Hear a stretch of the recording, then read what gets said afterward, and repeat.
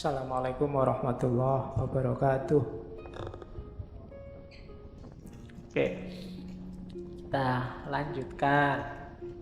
Karakter utama kaum sofis.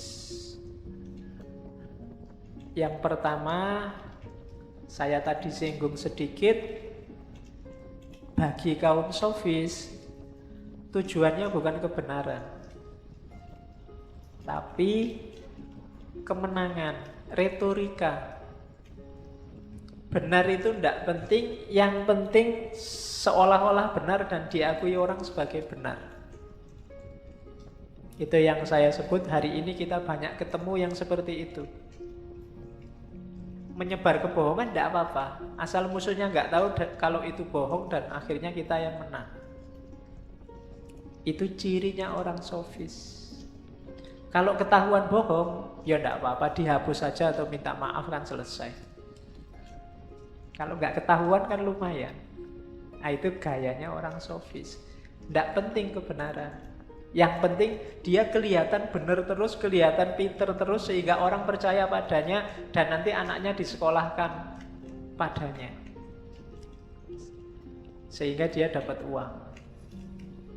Nah, itu karakternya kaum sofis. Yang pertama itu, untuk bisa semacam ini, untuk bisa tidak terlalu terikat oleh kebenaran, ciri yang kedua itu penting. Yang kedua apa? Kebenaran itu tergantung pada ruangnya, tergantung pada budayanya. Di sini bisa benar, di sana mungkin tidak benar. Di sini hari ini benar, di sini besok mungkin ganti pendapat. Kalian familiar dengan jargon ini. Hari ini juga filosof kontemporer banyak ngomong kayak gini. Jadi ini kalau memang tulus, sebenarnya ideologinya tidak apa-apa. Tapi kalau di awal ada mental kayak sofis tadi, nyari keuntungan sendiri, pandangan kayak gini jadi bahaya. Itulah nanti yang menjadi maju tak gentar membela yang bayar. Jadi siapa yang bayarnya lebih banyak, ya itu yang dibela. Jadi kalau yang bela kelompok A, ya dicarikan dalil gimana caranya kelompok A benar. Kalau yang bayar kelompok B, ya dicarikan dalil gimana caranya kelompok B yang benar. Itu cirinya orang sofis, lawannya Sokrates. Yang ketiga, ya kelanjutannya. Tidak ada kebenaran yang absolut. Setiap kebenaran tergantung. Itu nanti yang namanya relatif. Bahkan nanti Gorgias, di belakang nanti kita ketemu Gorgias. Bagi Gorgias, pengetahuan manusia itu sebenarnya juga tidak jelas. Kamu ketahui mungkin, misalnya minum. Kita minum dulu ya.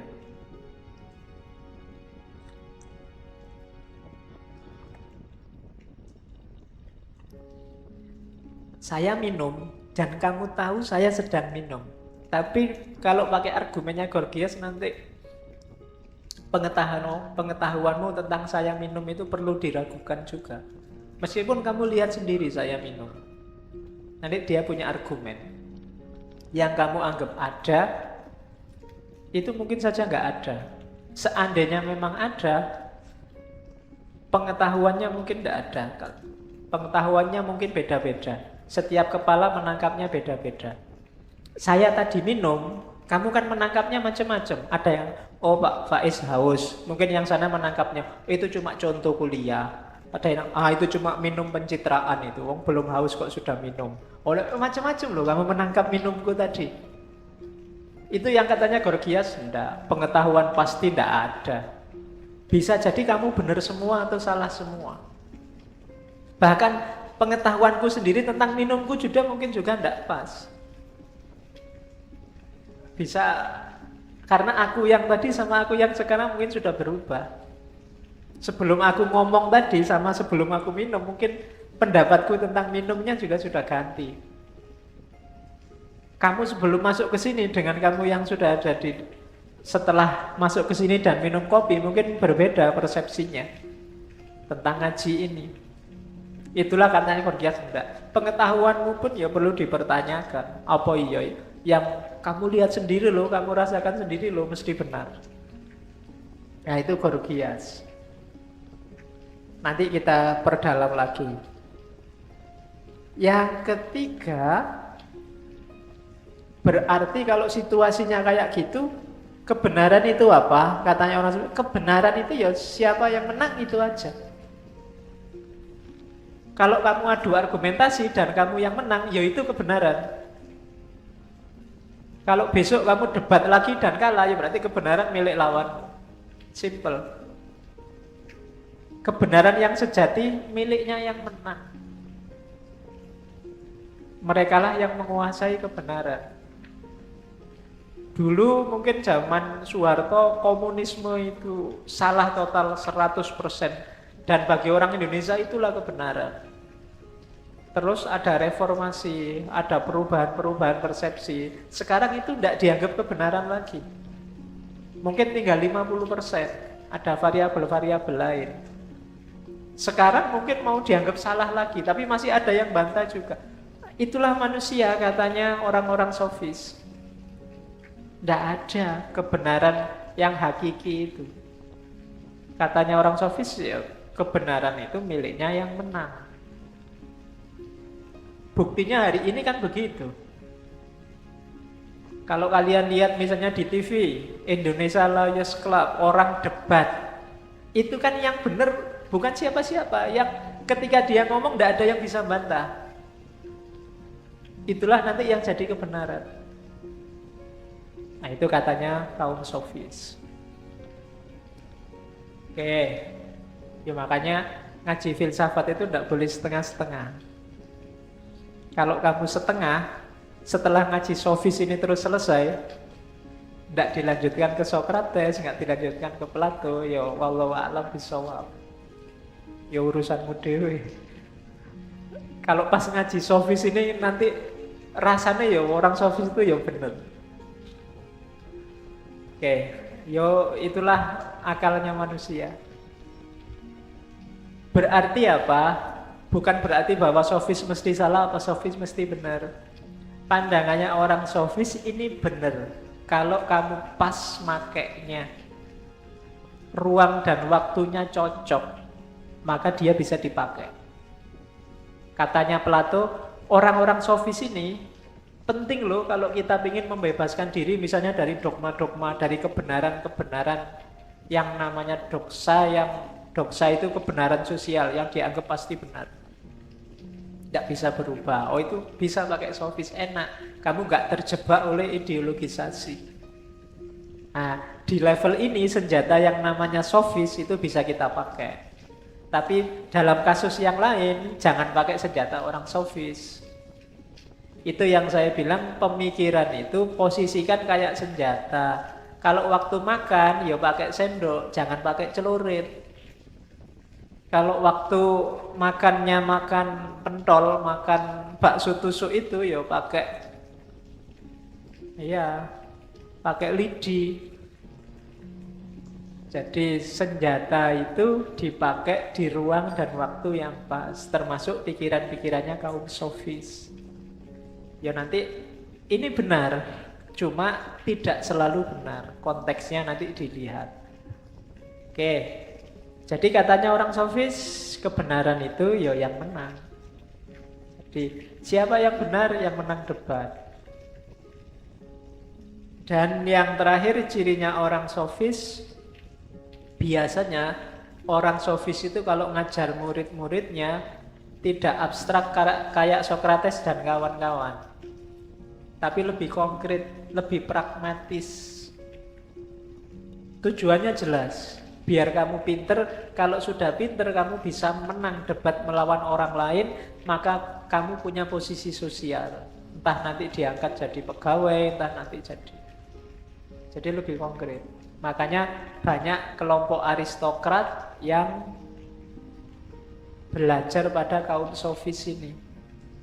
Kalau kalian kuliah cita-citanya besok jadi PNS, pragmatis, itu ya gayamu kayak mereka sebenarnya. Muridnya kaum sofis.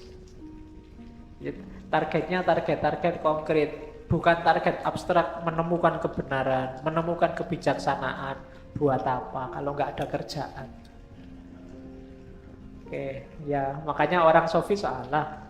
Nggak usah bulat lah, ujungnya paling juga ke situ. Itu yang diketawain orang sofis pada Sokrates dan kawan-kawan. Mikir kok aneh-aneh, rai somangan ya susah. Nah, itu sindirannya. Nanti sindiran ini akan lebih tajam di kelompok sinisisme. Mungkin 2-3 ya, 3 minggu setelah sekarang kita ketemu sinisisme. Oke, terus ciri yang paling menonjol dari kaum sofis itu retorika. Jadi logik. Di Yunani itu yang menonjol logika dan retorika. Logika itu caranya mikir, kalau retorika itu cara menyampaikan gagasan. Bagi orang sofis ini lebih penting daripada kebenarannya sendiri. Barang salah kalau disampaikan secara retoris itu bisa jadi benar. Kenapa ya kok ada profesor, harusnya dia logikanya bagus, kok bisa ketipu oleh misalnya Dimas Kanjeng dulu? Itu pasti karena retorika, cara ngomong. Kamu yang mahasiswa mungkin sarjana kadang ketipu oleh tukang obat. Tukang obat itu ngomongkan enak ya, wah pokoknya ini dalam waktu 3 hari sampean mesti sembuh. Atau iklan, kamu kan gampang ketipu itu. Mungkin ada situs online menjual HP yang harganya 10 juta, jadinya cuma 1 juta, bayangkan, dan kamu ikut. Akhirnya ketipu.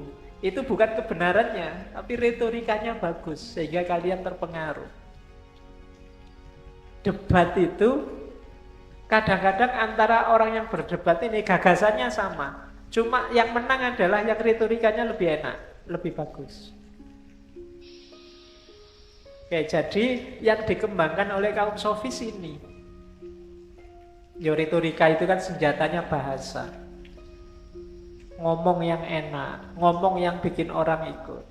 Mungkin kamu punya temen yang kalau dia sudah ngomong, kamu bantai susah. Termasuk ketika utang duit. Bolak-balik kamu dihapusi utang duit, nggak dibayar, tapi nggak tego terus kalau nggak ngutangi.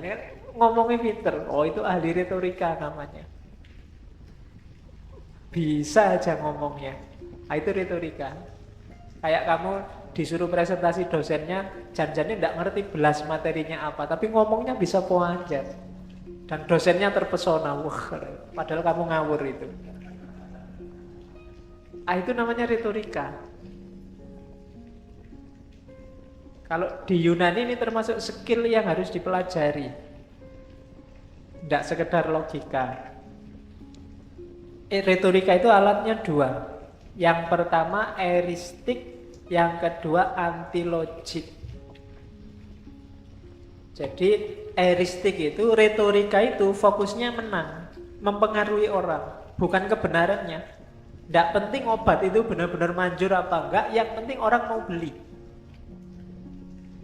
Tidak penting jagomu itu benar-benar unggulan apa enggak, yang penting orang mau nyoblos.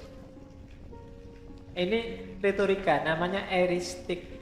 Kalau bahasanya Aristoteles, dirty fighting in argument. Jadi pertarungan bebas, pertarungan kotor dalam berargumentasi. Iya sih, orang jadinya terdiam, tapi terdiam bukan karena mendapatkan kebenaran, tapi diam karena ndak iso bales. Aduh, menurutku kok Yosi salah, tapi gimana ya bantahnya? Nah, itu alamat kamu kena retorika. Kenapa kamu nggak bisa bales? Karena bukan karena logikamu rendah, kemampuan retorikamu yang rendah. Kamu kalah dalam debat. Jadi katanya Aristoteles, eristik itu making worse argument seem better, membuat argumen yang jelek kelihatannya jadi bagus, jadi lebih bagus. Itu yang pertama. Yang kedua antilogik. Anti logik ini caranya adalah dengan kalau ada orang mendebat, untuk mengalahkannya kamu kasih counter argumen atau counter fakta. Ini namanya anti logik. Yang saya pilih ini, dia adalah tokoh penyayang rakyatnya. Enggak bisa, coba ini lihat, kemarin aja gusur. Ini namanya anti logik. Atau sebaliknya, yang kita pilih, jangan pilih tokoh ini karena dia suka gusur. Enggak bisa, coba lihat, dia kemarin bikin taman-taman itu luar biasa. Ini namanya mengcounter logik, namanya anti logik. Jangan salah, kalau urusan counter fakta atau counter berpikir itu kamu bisa nyari 1001. Yang tidak suka Nabi Muhammad, untuk mengcounter orang yang bilang bagusnya Nabi Muhammad, dia akan mengajukan fakta-fakta yang dipotong-potong tentang jeleknya Nabi Muhammad. Atau sebaliknya, yang tidak suka Donald Trump ya dikasih fakta-fakta yang jelek tentang Donald Trump. Yang suka Donald Trump dikasih fakta-fakta yang bagus saja tentang Donald Trump. Itu fakta. Maka kamu tidak harus sangat terpesona kalau ada orang berargumen yang diajukan fakta-fakta, karena fakta itu bisa dipilih sesuai kepentingan. Ngaji ini bisa bagus, bisa jelek, tergantung kamu pilih menjelaskan fakta yang mana. Ngaji filsafat itu jelek, maksud kiai ini orang keturunan nih piye. Nah itu kan bisa. Sekuler itu ngaji, masa filsafat diajar ning masjid kan bisa. Atau kamu yang suka, jangan salah, ndak keturunan ndak apa-apa, tapi di mana ada ngaji dikasih kopi gratis, dikasih minum gratis misalnya. Nah itu yang suka. Itu namanya anti logik. Jadi kalau ada orang berargumen dibantah terus sampai dead end. Dead end itu ya jalan buntu. Dia nggak bisa berargumen lagi. Habis sudah dalilnya. Ngomong dalil ini dikasih dalil yang bertentangan, dalil ini kasih lagi yang bertentangan, terus begitu. Sampai akhirnya buntu sudah, kehabisan dalil lawannya. Kalau sudah gini, menanglah yang bantah. Itu namanya retorika. Jadi mulai sekarang kamu nggak harus terlalu terpesona kalau ada orang bergaya eristik maupun bergaya anti logik. Itu hanya retorika. Tidak selalu isinya kebenaran. Karena dalam retorika, kebenaran itu tidak jadi target utama. Yang jadi target utama, menangnya argumen. Oke, maka ada hoak hari ini ya, luar biasa kan, menyerbumu apapun, kamu ndak usah kaget, biasa wae. Jangan jadi orang kagetan. Biasanya orang kaget itu terus cenderung panik. Hari ini kan hoak itu macam-macam di sini. Tidak usah kaget, biasa aja. Kalau ada orang ngomong, wih ini ada fakta gini-gini loh, oh biasa aja. Tidak harus kaget. Misalnya orang yang kamu sukai, ternyata gini-gini, oh ya biasa aja. Manusia ya iso wae melakukan yang jelek. Yang bagus juga bisa. Jadi tidak ada yang mengagetkan, maka kamu tidak harus gampang terpengaruh. Kadang-kadang itu hanya eristik atau anti logik. Itu cirinya kaum sofis. Nah, tujuannya apa sih retorika itu? Persuasi, mempengaruhi orang. Ya termasuk hoak tadi kan sebenarnya bikin orang terpengaruh. Setelah kamu dikasih berita bohong, diharapkan kamu terpengaruh. Ikut target isinya berita bohong tadi.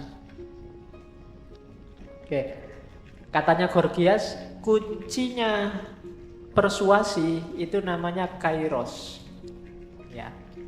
Kairos itu bukan dari kata Kairo. Itu bahasa Yunani. Artinya apa? Kairos itu ngomong yang pas, timingnya pas. Kalau kamu ingin ngomong dipercaya orang, pakailah bahasa yang pas di waktu yang pas. Itu kamu akan dipercaya orang. Punya daya persuasif, namanya kairos. Ya pas dalam bahasa yang pas, dalam waktu yang pas itu ya kalau mau ngomong lihat situasi, ngomongnya sama siapa, dia dalam kondisi apa. Kalau kamu sedang sumpek mikir ujian, ada tukang obat kayak apapun kan nggak menarik hatimu. Ya, ada sales apalagi kamu malah marah-marah.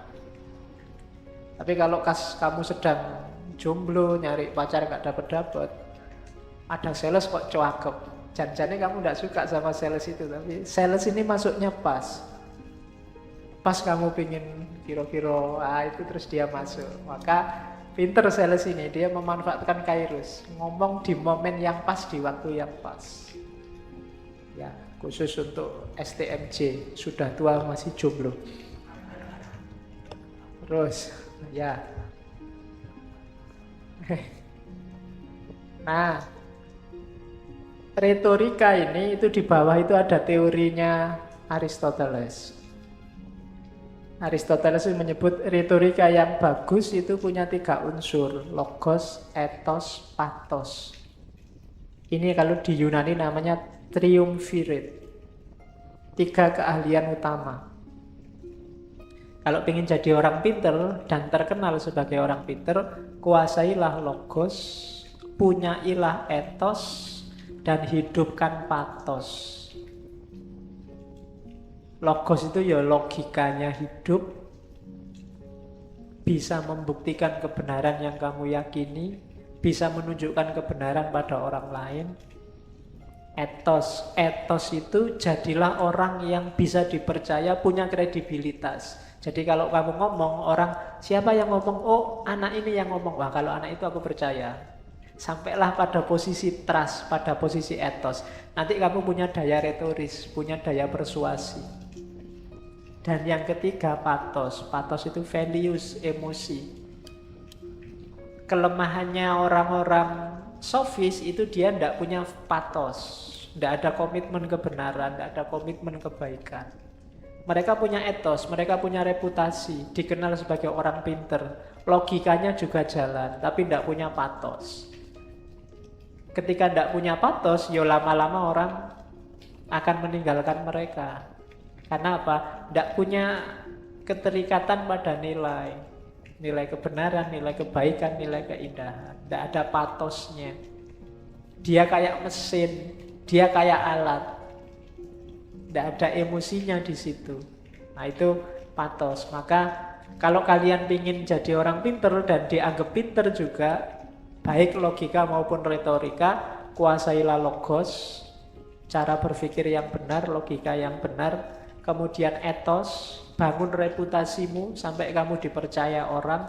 Dan yang ketiga pathos, komitmenlah pada nilai-nilai yang kamu yakini, kebenarannya, kebaikannya, keindahannya.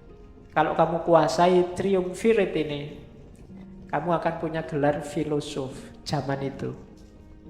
Jadi orang yang menguasai logika, punya reputasi dan punya komitmen nilai. Logos, ethos, pathos. Nah, orang sofis mereka tidak punya pathos. Logosnya luar biasa, ethosnya juga tinggi. Dia punya reputasi yang diakui oleh masyarakat kepandaiannya. Sayangnya tidak punya pathos.